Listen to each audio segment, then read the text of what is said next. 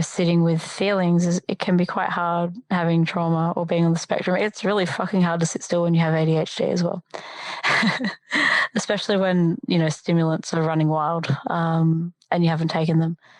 So treating one kind of then makes the other a little bit more clearer. But it's part of the education is getting a really good understanding on, I guess, how each of those conditions affects you as a person. Because like I said, they can give you a DSM, but at the end of the day, like I think you've talked about emotional regulation, it's an ADHD thing as well. And it's not in the DSM, and it should be, because it's clearly part of that piece.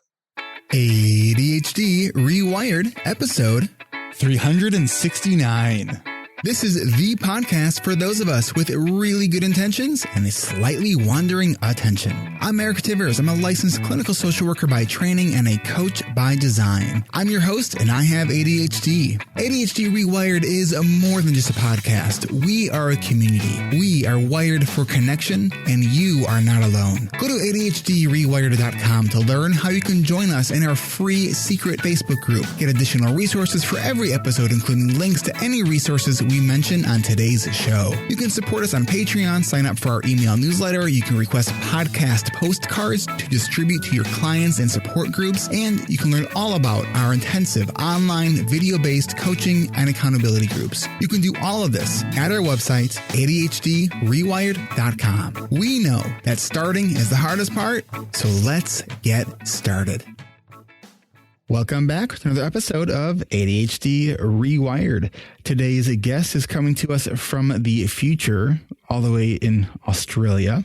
I think it's 5:00 a.m. on Wednesday, when it's almost 1:00 on Tuesday. When we are recording this, it's election day. So, Juliet was a member of one of our coaching groups, a couple seasons ago. And she has a very interesting history. And what we're going to be talking about today is sort of the intersectionality, not just with ADHD, but also as a woman and mom diagnosed on the autism spectrum, also diagnosed recently with PTSD. Juliet is also in recovery and is participates in various 12-step programs, and has worked as a drug and alcohol counselor as well. So, Juliet, thanks for being here. Welcome to the podcast. Hi. So where do you want to start on kind of sharing your story? Because you have a lot of really interesting kind of things about it. And I think one of the things that I was always kind of impressed by was not only do you have ADHD and an autism spectrum disorder, you also have two kids who are also on the autism spectrum. And also have ADHD. And then you take apart your kitchen to do renovation projects, and you just have a lot of stuff going on, a lot of strengths that I think are very clear on all the things you're doing. But where do you want to start in sharing your story? Yeah, sure. So I wanted to start with talking about, there were two women in ARC 19 that asked me about my experience, about what it was like to be autistic. And real quick, just for new listeners, when we say ARC here on the podcast, ARC stands for ADHD reWired Coaching. So Juliet was a member of one of our coaching groups. Yeah. All right, Go ahead. Thanks. Two other women had approached me when I was in the ARC 19 group and asked me what it was like to have autism and ADHD at the same time, mostly because they were looking at that space for themselves to see what the overlaps were. And I think having both conditions and having my experience is my own, but that's all I could really share with them was what it was like for me growing up with both conditions not being diagnosed. And then kind of going, well, this is what the DSM-4 and the DSM-5 says, and then you can throw that out. And then because you're a woman, it's completely different. And through that momentum, I've been looking at it a little bit more for myself. And then you kind of throw in the PTSD piece, and it then made me second guess. It made me look really closely at my autism diagnosis as well, because there is a lot of overlap between the three of them. And I think after going through the diagnostic criteria with my psychologist, I kind of questioned my Asperger's or autism diagnosis, because I'm like, is it a chicken and egg scenario? Am I having symptoms of autism because I have untreated PTSD? And we kind of came down to, there was some sexual abuse as a kid that happened to me. I was quite young, and the vulnerability of having Asperger's as a little girl left me outside in the cold, I guess, really unknown to what was happening. And when you say that, do you mean kind of like you were disassociating from that experience and kind of shutting down? Yeah, and I think I was completely oblivious with social cues. I didn't really understand at the time that what was happening, and I guess most kids don't, and I'm not, weighing down in anyone's experience, but I think if you've thrown autism in the mix, it makes children more vulnerable to that exposure. And then cross with a family that work a lot and not having a lot of parental supervision as a kid, there's a mix. But I think the autism kind of left me a little bit more predisposed to have that kind of thing happen. And then getting recovery in that as well, we're looking at surviving that experience and then moving into being an adult, who's 40 next year. It kind of feels like I'm getting to the party a bit late, but better late than never. So you had an experience of childhood sexual abuse. When you started seeking or getting help of some kind, what was that for? What was that looking like? Was there diagnoses at that point that were involved? Yep. So it happened, and then my parents, I think in that time, thought they were doing the best that they could. They took me to the police. It was reported when I was a bit older, and then I kind of shut down at that point. I must have been kind of around 10 or 11 maybe. I can't remember exactly. And then I just didn't want to talk about it anymore. So my parents followed that lead, and I just shoved it right down and left it alone. Mm. And my parents probably thought, she doesn't want to talk about it. Let's just let it be. Obviously, that's what she wants. So I left it at that. And it's not the way to deal with it. It kind of rots in the back of the cupboard and it gets really bad. And it kind of, that experience left untreated or not spoken about and really pulled apart in a really positive way, can really, leads into some pretty warped perceptions of self, others, situations. You're kind of running around with this permanent fight or flight mode. I'm completely anxious all the time. So throw that in with, like I said, untreated ADHD, untreated Asperger's. Like those diagnoses for me didn't come until my mid to late 20s, until after I'd had, my ADHD came before I had my son, but the Asperger's didn't come until he got diagnosed.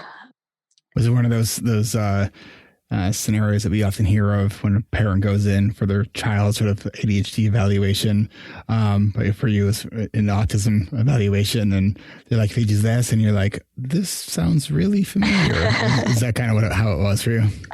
Yeah. So my son was 2.5, and he was, lining cars up, disassociated. What else was he doing? He used to hit his head. Some really disturbing little behaviors. And, I had a lot of people around me going, oh, he's okay. He's just going through a phase. And my gut was telling me, no, there's something more to this. And having that experience as a kid teaches you don't trust your gut. But I'm so grateful that I did talk that. Talk about that idea of trauma and not trusting your gut. Yeah, it's kind of like, it's like, the kettle. I'm really good with, I like using examples. So like, it's like someone telling you the kettle's not boiling, but it's actually on the stove and it's like whistling its head off. It's that contradiction. And when you have that contradiction within yourself so much, you just turns into physical physical, emotional pain. That's all it turns into. And I think being on the spectrum, I feel things more intensely in my body versus, the thought and the feeling don't always match straight away. So my body just became one big painful place to live in. So that was even more reason to start using anything. So I used to, as a kid, I overate, so I became quite I put on a little bit of weight as a kid. As soon as I could get my hands on any kind of alcohol, I drank. I used to binge drink as a kid or young teen. And, so I use that word recovery quite broadly. I do go to a 12-step program for that. I use a 12-step program for recovery around the PTSD. And I seek a counsellor for that too as well. So it's a nice balance. Having identification with others, like we have in our alumni group, and also connecting with other women, other survivors. So kind of going from a victim to a survivor has been really pertinent for my recovery as well. But walking into that pediatric office, like you were talking about, so we saw a developmental pediatrician. So he just works with kids. And so we were going through the checklist. Yes, I did that. That sounds so familiar. After going through that, I had been engaging with a psychologist with my ADHD.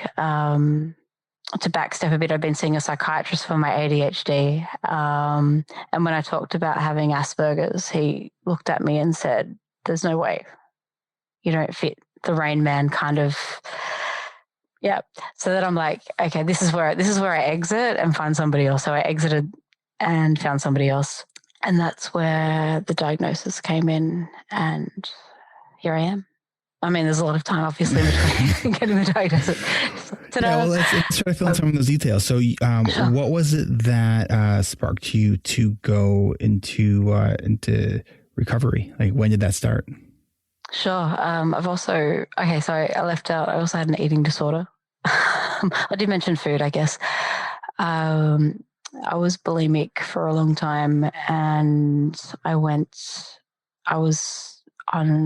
searching Dr. Google, and I found this life coach who worked with eating disorders. Actually, one step before that, I'd seen my local GP, like my general doctor, and he gave me a script of benzodiazepines. Woo!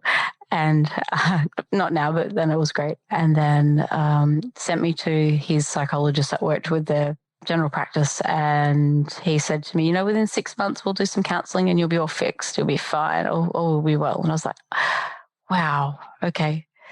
So I must have been in my early 20s. So I'm like, there's 5 years of really bad disordered eating and throwing up, and in 6 months I'm going to be well. I didn't even think about the drinking or anything else, and I wasn't well after 6 months. So in that time, I then Googled, I was up late one night with a bottle of wine, and I was pretty tanked, and I sent a text message at like 1 a.m. to this coach. And I worked with him actually for about 6 to 12 months, and we did a lot of body work, a lot of body movement. And that was probably the first time I'd been in my body ever since I was a little kid. So that was really helpful, but too quick and very overwhelming. But he suggested that maybe I could go to a 12-step program to share how I was feeling. And he didn't say, you have a drinking problem. It was just like, you might connect with these people. It's a place where you can stand up and you can throw a few drinking stories in, you can say how you're feeling and just leave it at that. And then I went, and lo and behold, I identified in that program. I'm like, shoot. So anyway, I've been doing that. I've been doing that particular program since about 2009, I think, around there. Mm. Have you been sober since? Yeah, I have. I have. And the eating disorder's been a big one for me. That I've put the alcohol down. The eating disorder came back after a few years. It had popped its head when I was pregnant with my daughter. up until about 6 months, the bulimia got really bad whilst I was pregnant with her. And that was probably one of the biggest shameful things that I had to carry as a mum. I was ready to go back I had been into a residential rehab early in my sobriety, so I was sober, but my head was just giving me a lot of grief. So I did some trauma. They do a lot of trauma work and a lot of adult children work in that rehab. So I did that. So I was willing to go back into residential rehab for my eating disorder, and I saw a psychiatrist who specialized in EDs and in eating disorders. And I don't know what it was about that meeting. I didn't need to go any further than that. I was able to kind of, I went to a food program. So there's a 12-step program for everything. I went to a food program and just reconnected with some women that I knew from the other program who also went to this program, and just that support and just connecting and with people, not just connecting with people that have, who are still, sick, but still going through the motions of not quite being in recovery, but connecting with women who were actually in recovery. That seemed to help so much. So that's my eating disorder kind of in a nutshell. Yeah, so anyway, I went to the pediatrics office, so my son got diagnosed, and then I went and had been seeing the psychologist and went through the diagnostic criteria. Had my ADHD diagnostics checked as well. And then I had to find another psychiatrist that could do my medication. So, and I've had a few doctors, but yeah. Juliet, thank you for sharing all of that. Sure. What I want to do is take a quick break, and when we come back, I want to sort of hear a little bit more about some of the trauma work, and then how you've been also doing some of this work professionally in the capacity that you've been doing that there. So let's take a quick break, and we will be right back. Support for ADHD reWired comes from our coaching community. Our 24th season of coaching and accountability groups starts next week. Thank you for all of your interest. We not only filled our 3 sections, but we actually added a 4th section this season at 12 o'clock Eastern Time. So for our next season, there will be 2 additional coaches besides me, Moira Mabin and Roxy Martin. Keep an eye on our website for information on both of our new coaches. If you missed our registration events or decided to wait until summer, go to coachingrewired.com and click the red button to add yourself to the summer interest list. There is a possibility we may have some spots left for a final registration event for our 4th section. Check the website to see if there is. The good news is summer is around the corner, and there will be more spots available for our coaching and accountability groups. Every season, our coaching members work together on not only time management, but goal setting and tracking your habits. One of the most important things that our coaching members learn is that they are not alone. Our coaching and accountability groups aren't just about the skills. It's about how we can all work together to thrive with our ADHD. So whether you are new to the podcast or you've been listening for a while and you've been thinking about joining our intensive online coaching and accountability groups, then head on over to coachingrewired.com. That's coachingrewired.com. Support for ADHD reWired comes from our patrons who support us on Patreon. If you are new to this podcast or you're a longtime listener, welcome. One way to show your support is to become a patron. We have 6 new patrons joining us this month.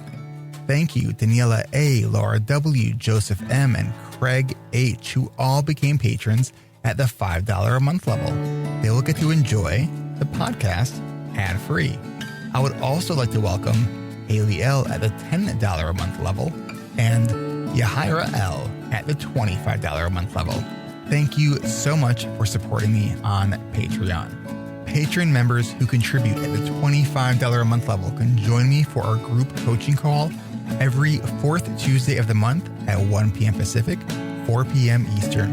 Our next group coaching call is Tuesday, April 27th. But if you don't mind the ads and you still want to show a bit of financial support because you find value in each and every episode, you can contribute at just $3 a month.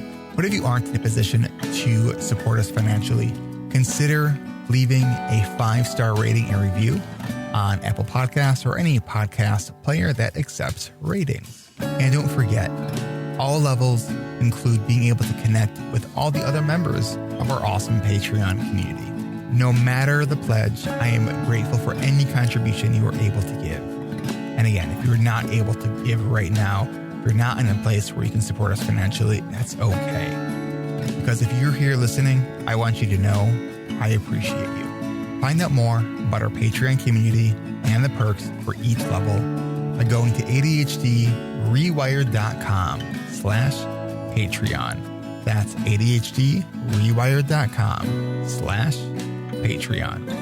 And thanks.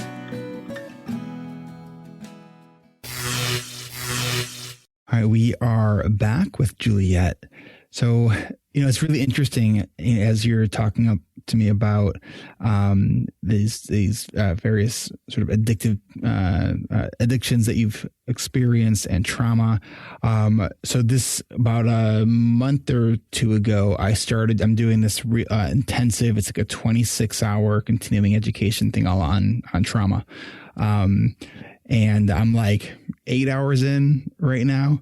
And so just this morning, looking at this section on addiction and trauma, and really looking at addiction as, because for many years, the ideas behind addiction as it being a brain-based disease. And now there's growing evidence that is kind of rethinking that and looking at that addiction is not an issue of the substance itself. It's an issue of circumstance. And like it's, because we can look at, there was a study they were talking about where like 90% of soldiers from Vietnam who were using very high grade heroin and then came back, and then were followed up 6 months later, virtually none of them were using heroin, right? Because you change the context, you change the scenario. And so much of addiction and trauma is about powerlessness. And so what they're talking about addiction is really displacements of emotion, where when you are triggered by something that just feels too much to handle, that's where the addiction comes in. And so one of the presenters in this training was even talking about how low the rate of success is for 12-step programs, which I thought was really interesting. And I was like, okay, I've heard it to be low, but not as low as what this individual was saying. So I just thought it was really kind of interesting, looking at it really from that trauma perspective and really trying to understand what's behind it, versus looking at it from and he says that it shouldn't really even be separated from just general psychological compulsive behaviors, not to be confused with OCD, but that like, and he was making this example is like you have a client or patient that would come in and who has maybe compulsively cleans their house. We don't send them to a compulsive cleaners anonymous, we don't say, hello, my name is Eric and I'm a compulsive cleaner. Right. But we put either anything that is on some of these more potentially destructive, whether substance-based addictions or behavioral-based addictions that can have real consequence to them, because his argument is that they are the same thing. And so there are some studies that it's making a compelling case. I'm still kind of in learner mode, trying to like sort all this out. And I always do appreciate when sort of the cutting edge research starts to actually change what we think is the cutting edge research, and just trying to stay open to that. So I was just kind of interested to know what your perspective on some of those kind of things that I'm in the process of learning. Okay, there's some haters of 12 steps, and I get that. Look, from my experience going to a 12-step program, they probably need to measure the success rate on those people that actually stick around. It's like anything. If you don't stick to it, of course, it's not going to work. So I think when they look at numbers of what's working and what's not working, if I see people in and out that door all the time, like I've had friends that have committed suicide because life just got too hard, and the family or an outsider might say, well, hey, AA failed them, or, NA failed them. But at the end of the day, you've got to look at the quality of life between when they walked in the door and when that happened. And if they're still going to other treatments, they're still seeing a drug and alcohol counselor, or they're going to rehab, or they're doing an out client, whatever they're doing, or they're not doing anything. Some people just don't do anything at all. So if you've got someone that's using or drinking and they isolate at home and they never do anything, of course, the likelihood is they're probably going to die in their own apartment or their own home, maybe, unless someone, finds them and helps them. But if they fall into a group of people that get them and understand them and encourage them to stop drinking one day at a time, their quality of life is already improved. If they're not even going to go anywhere else, you can't blame a 12-step program full of other people that want to help you to be a failure. And then you have people that are so traumatized that coming into AA or another 12-step program is only going to help them with their drinking or their using. So it's such a dynamic space that when a medical professional who has had no experience in addiction, who has done 5 hours of work experience in a rehab, who has never walked into an emergency department or an ER, that really pisses me off because they're just so out of touch. I think, and I'll finish on this part, but if AA wasn't founded in the 30s, I think recovery space would look so different. I think that was like the initial support group that started. Yeah. That's the stage where people learn to get together and share what's going on for them. That's a space where people learn to make amends and own their shit, to be accountable for what's happened. And it's not about, you have done this and you've done that. Having trauma and addiction really fucks up your perception of life. And if you can walk into a space where, and there's really sick people in 12-step programs, there's sick people in and out of the room. So it's like anything, it's a non-professional organization for that reason, that you can't connect with anyone. Like one drunk talking to another drunk, that's an amazing thing. There are things that people will talk together with that they won't talk to the doctor about. So to say that shit doesn't work, well, I think they really need to look at who sticks. And there are so many other treatment options now that work for different people. We medicate people to help them get off drugs and alcohol. So there's and I'm not saying people should have to suffer to get sober, but I think doing a little bit of hard work really makes a difference. When they think, I can take a pill and I won't drink anymore, I can go to the local methadone clinic and get my methadone hit, and then I'll use on top of it anyway, because that's what happens. And I'm not saying that for everyone, but I've seen that happen. They use methadone and then they'll use it's a low-grade start for heroin or whatever they're going to use. It's not for everyone, but I think to say that it doesn't work is just a load of shit. Does that answer your question? Yeah, no, it's really interesting, because I know that when I was in grad school, I think that the percentage that I recall being given that AA and 12-step programs have like a 30 to 40% efficacy rate, which actually isn't horrible. Even though that sounds really low, but when we're talking about like treatment programs for something like addiction, it's not horrible. What this particular doctor was saying is that he was giving it like a 5 to 7% efficacy rate. I've heard less. If they just took a counter, if they had a counter at the door of a meeting when people walked in and walked out, sure, it's going to be low. But if you look at say if 100 people went and 5 people stick, that's a 5% rate. But okay, the 5 people that stick, if they all stay clean and sober. Right. And they did say that their sample size is only looking at the people who stick around. Right. What his argument is that it's skewing the sample. Mm. So it's, I still at this point have more question, but it's just really interesting the thing that I think it raises for me is, I think that for a lot of people who have struggled with any kind of addiction is what's behind it. And are we,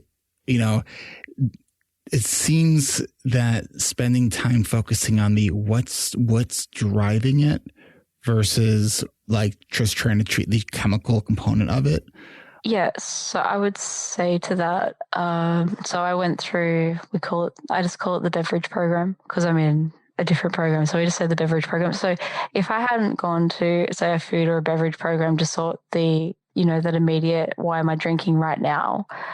I hadn't kind of gotten sober. I couldn't have looked at what was underneath first. So the beauty about places like AA or NA or OA or any of the A's is that putting down the food or the alcohol or whatever you're using or doing, the action, once you put that down, everything comes up, or a lot of stuff will come up, right? So, and it's always a work in progress. You never get to the destination in recovery. It's just always it's a day by day process.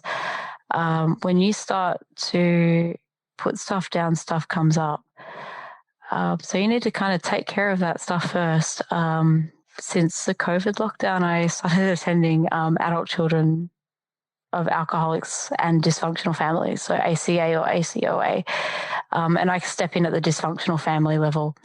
It's a kind of a crossover of, I don't know the history behind ACA exactly, but I've read about it, but it's a crossover of an AA, a long-time sober AA member, and Alateen, or an Al-Anon. And it's a beautiful program that helps pretty much anyone can qualify for it. And it supports people to look at your story, acknowledge that, a lot of 12-step programs don't really have space to acknowledge childhood trauma. Kind of look at the adult stuff, but you never look, there's not a lot of trauma. So it's a really nice space. Once you've gotten sober, once you've kind of cleaned up the outside part of your adult life, you can then go, okay, well, I've been clean and sober. I've been having a job. Sorry, I've had a job. I've been working. Why am I not moving ahead? Why do I still think about using or drinking? Well, ACA, you can go there and they talk about things like your inner child, getting a counselor, meditation, different kinds of, they don't actually prescribe a certain type of trauma treatment per se, but there's space to discuss that. There's step work, but the steps, you first look at your family of origin. So there's like a family tree exercise. There's 12-step exercises similar to AA or any other program. But we also look at, there's a space to actually take your parents' inventory, in that you kind of understand who you are, why you are the way you are. So there's, I think, to wrap that part of it up, it's just one of the exercises that I remember is, there's imagining your family line and you're all going on a cruise ship, and it's like one family member's passing down their trunk or their baggage, and then at the end of the day, you're the one that's about to get on the boat with all these bags, right? And you go, this is why I am the way I am. It's just this, inherited dysfunction, and that's a piece of it. And then looking at, say, your parents, it's not about blaming them for what's happened to you. It's about going, well, they've had this inherited dysfunction handed down. So it gives space to look at that. And yeah, and I really, and that's where I spend most of my time now, between counseling and that program. Let's take a quick break. When we come back, Sure. I want to talk a little bit more about sort of this intersectionality between trauma and autism. So we will be right back. Have you had a chance yet to go to adultstudyhall.com? We will be opening the doors to a brand new membership program for the ADHD community. Our Adult Study Hall membership community will help you boost your productivity with real-time accountability. It's a virtual co-working with other adults with ADHD over Zoom. Last week, we sent out an email to those who have signed up, letting everyone know who signed up on our interest list to be founders that things are taking a little bit longer than anticipated. So take a deep breath. If you signed up, your name is there, and we will keep you updated. For those of you who have not yet signed up, we will be offering a variety of Adult Study Hall or ASH sessions, from Adult Study Hall on demand, where you can hop into a study hall room any time of day, to member-hosted study halls, where you post a time that you want to be in Adult Study Hall and anyone can join you. And we already have 5 ongoing study halls posted with members scheduled from Monday through Friday. Plus, we are going to have a number of what we are going to be calling ASH Plus sessions. These will be facilitated work sessions, helping you get stuff done through questions and check-ins. Are you on the founders list? We are offering our founders, the first 100 members who join ASH, the chance to lock in 50% off their membership. Our adult study hall membership will give you virtually around-the-clock accountability for only $19.99 a month. But if you are one of our first 100 founding members, you can join us for only $9.99 a month. And as long as your membership stays active, your rate will never increase. Go to adultstudyhall.com and add your name to the list to get your chance at locking in our founders rate of only $9.99 a month. That's adultstudyhall.com. The ADHD reWired podcast network is growing a lot. We have 4 coaching groups this season and 4 podcasts, with a 5th podcast launching this week. Our latest podcast is the ADHD Friendly Lifestyle with Moira Mabin. Find it on your favorite podcast player and at the website ADHDfriendlylifestyle.com. Her show will focus on building a lifestyle that is more ADHD friendly. Moira is eager to share everything she learned from being an educator, mom, and now one of the ADHD reWired coaches. All, of course, while navigating with her own ADHD. If you are finding it hard to keep track of our growing ADHD reWired family, then go to ADHDrewired.com and click on that drop-down menu for podcasts and select ADHD reWired Podcast Network to find all the links to all of our podcasts and ways to subscribe. There, you will find podcast links for ADHD Essentials with Brenda Mahan, Hacking Your ADHD with Will Kerb, ADHD Diversified with MJ Siemens, and do yourself a favor, go check out episode 6, Verbalizing Your Internal Struggle. You won't be sorry. And of course, join us every month and meet all of our podcasters at each live monthly Q&A on the second Tuesday of the month. The next live Q&A is Tuesday, April 13th at 10:30 a.m. Pacific, 1:30 p.m. Eastern. To register, go to ADHDrewired.com/events. We also air the live Q&A. We stream it on our Facebook page, so go ahead and like our Facebook page. You can subscribe to all of the podcasts on the ADHD reWired Podcast Network on Apple, Spotify, Google Podcasts, or wherever you listen to your favorite shows. Thank you to all of our listeners and for all of your support. All right, we are back. So you said something that I like the phrase you used about trauma. It like fucks up the perspective you have, or it was something like yeah. So for me, my trauma's made the world look like it was on fire all the time. Like everything is not safe. People aren't safe. I can't trust them. And it's been Yeah. So now I don't know what your particular experience is with autism. My understanding of autism, and I did do a lot of work professionally with it, as I also have a son diagnosed with it, that also changes how you perceive the world.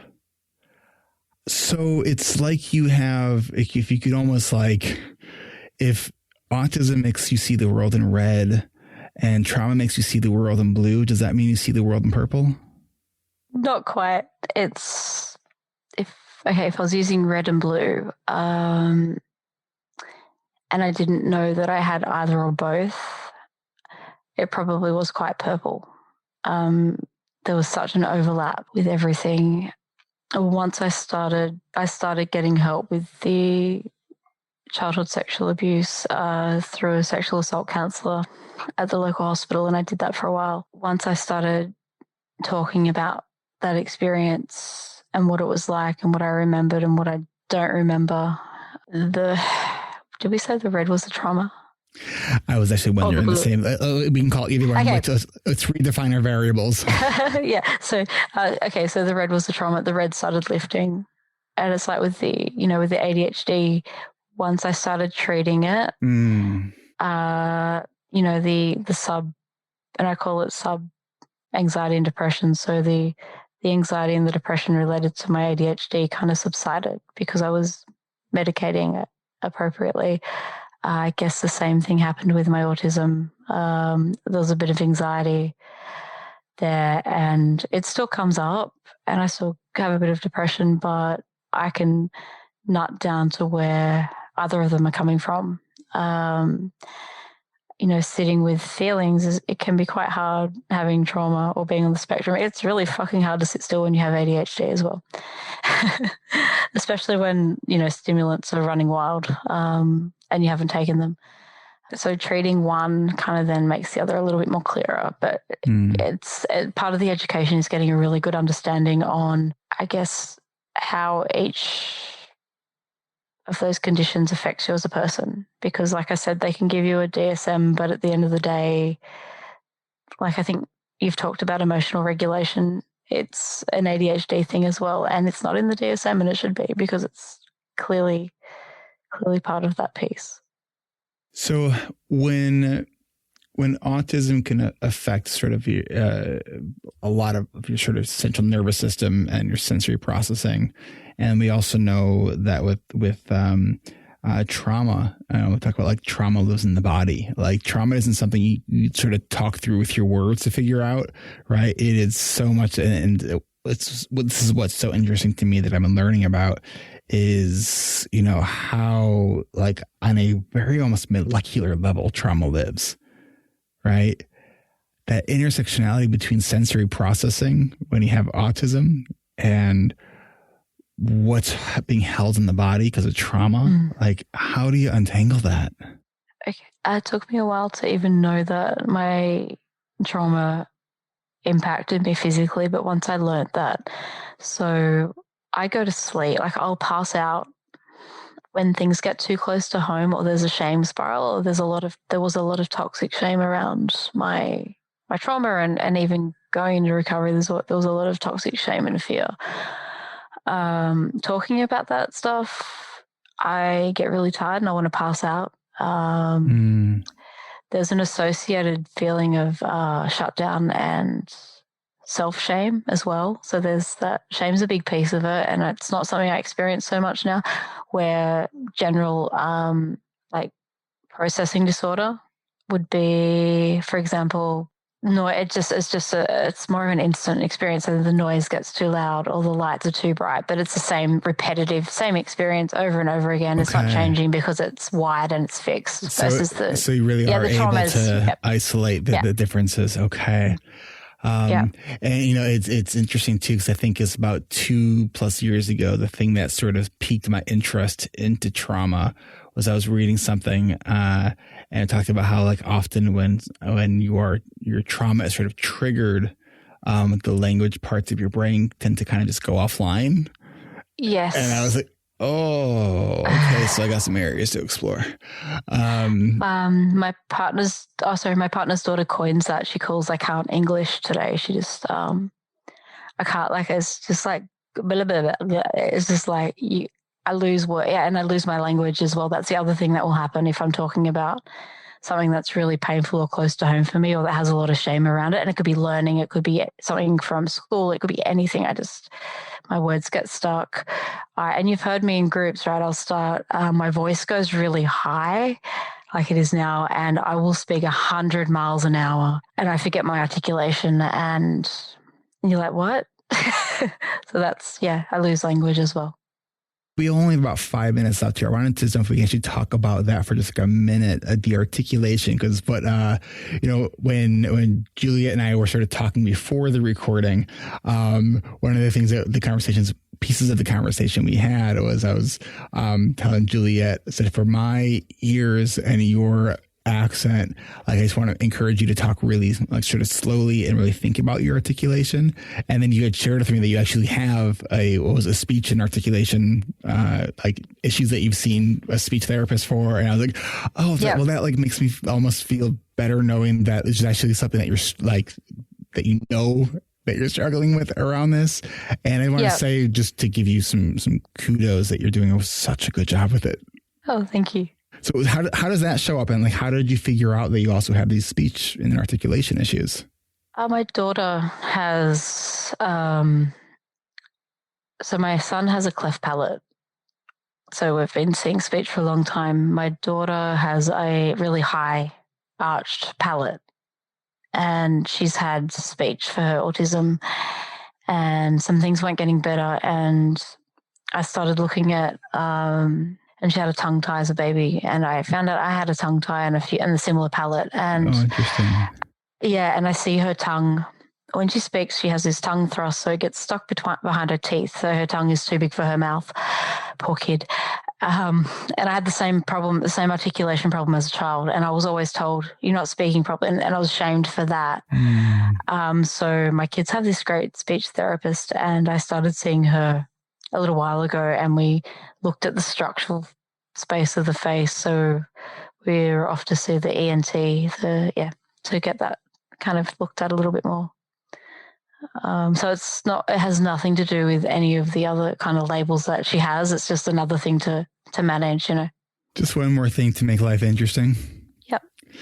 So you've taken a lot of the work that you've done personally and have kind of made your message, right? I mean, so you're working as a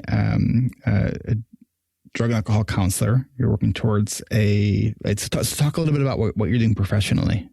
Oh, okay, cool. So I stopped doing the drug and alcohol. So I was a caseworker for a large non-profit.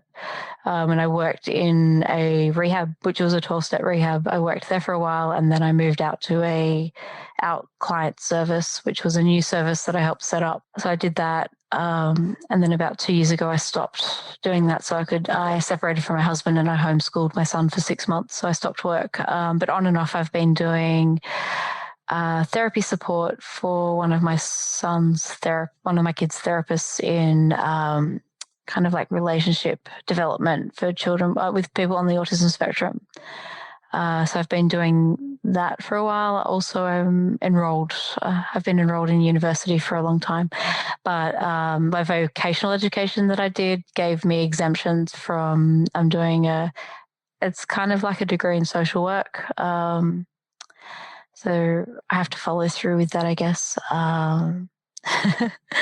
But I'm not formally trained in the therapy or the relationship work I've been doing with other children, but it's basically, in a nutshell, it's about slowing everything down so that kids on the spectrum can catch up. So it's not saying that they can't be developmentally appropriate and connected with people.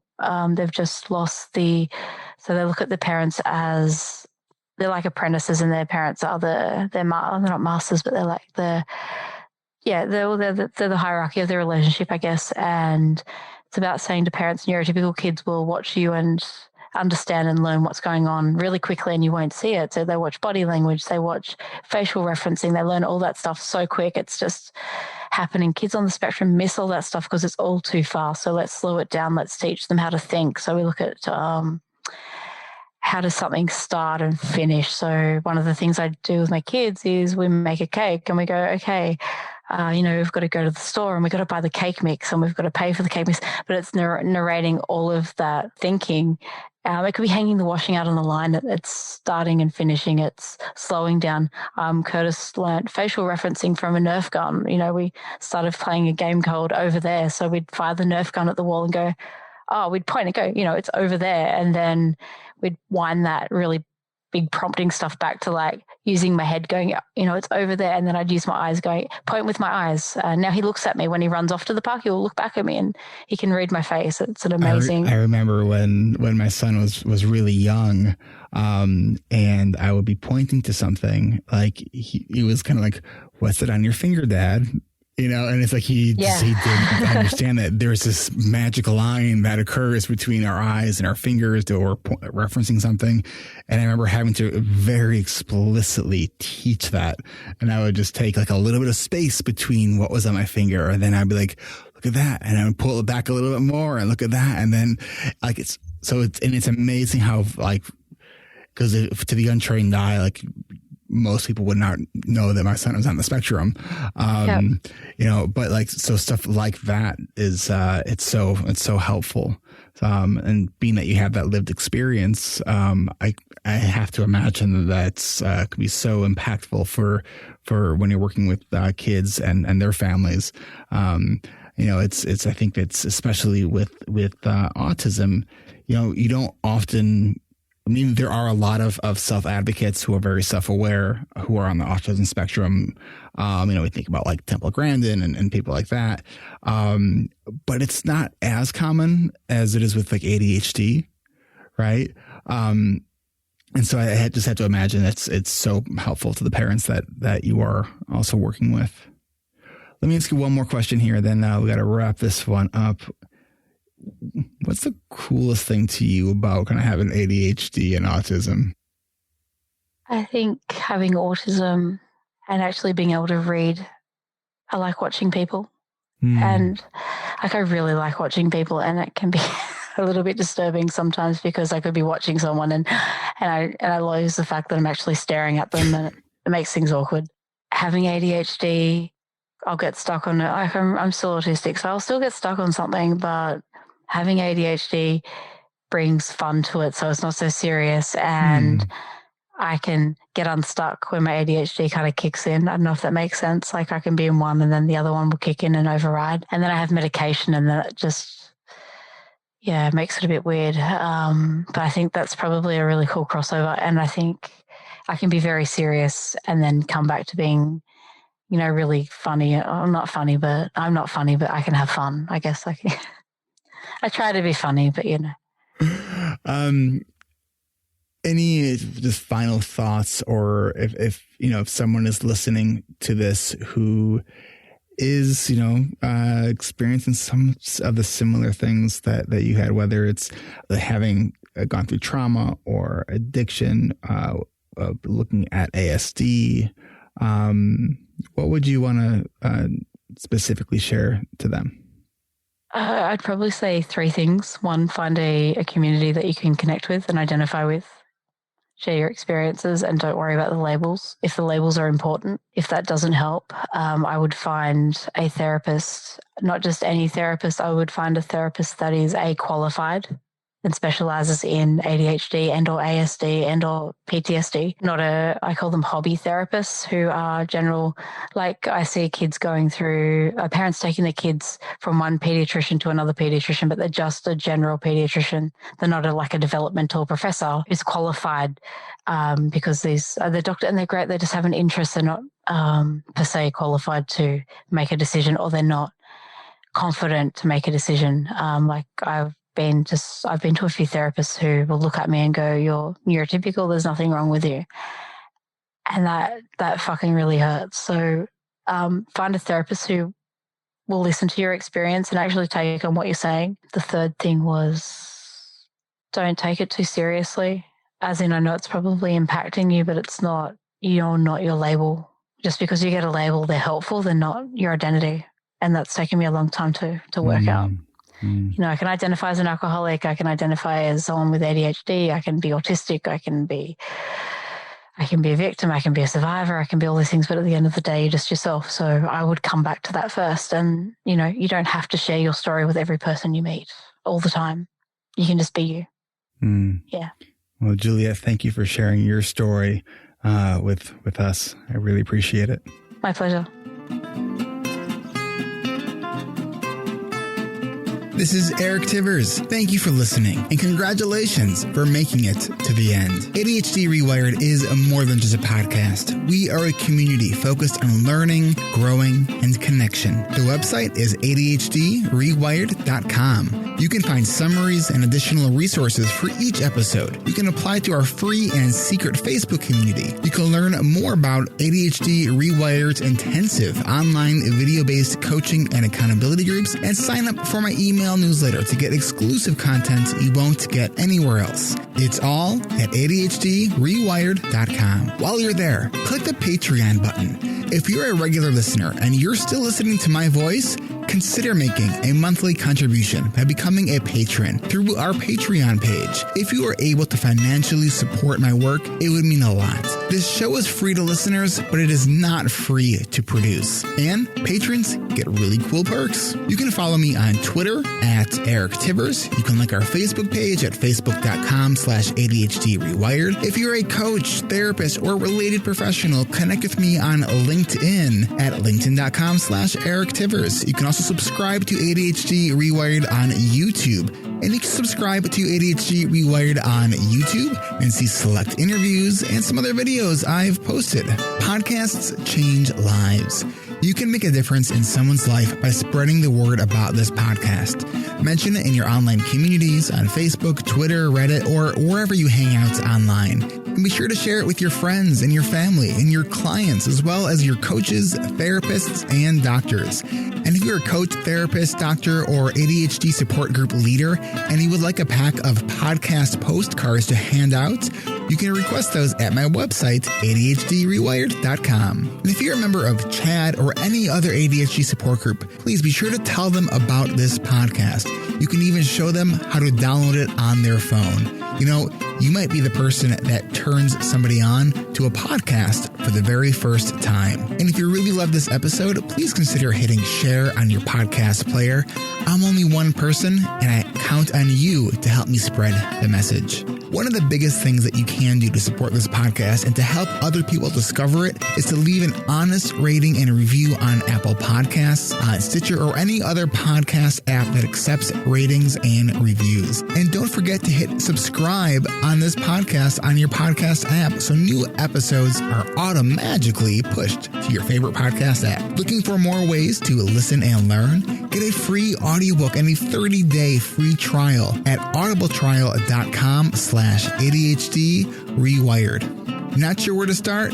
In no particular order. Check out Atomic Habits by James Clear, The Body Keeps Score by Bessel van der Kolk, 10% Happier, and Meditation for Fidgety Skeptics. These are both by Dan Harris. Change Your Questions and Change Your Life by Marilee G. Adams. The One Thing by Gary Keller and Jay Papasan. Procrastinate on Purpose by Rory Vaden. The Four Tendencies by Gretchen Rubin. Do you have trouble asking for help?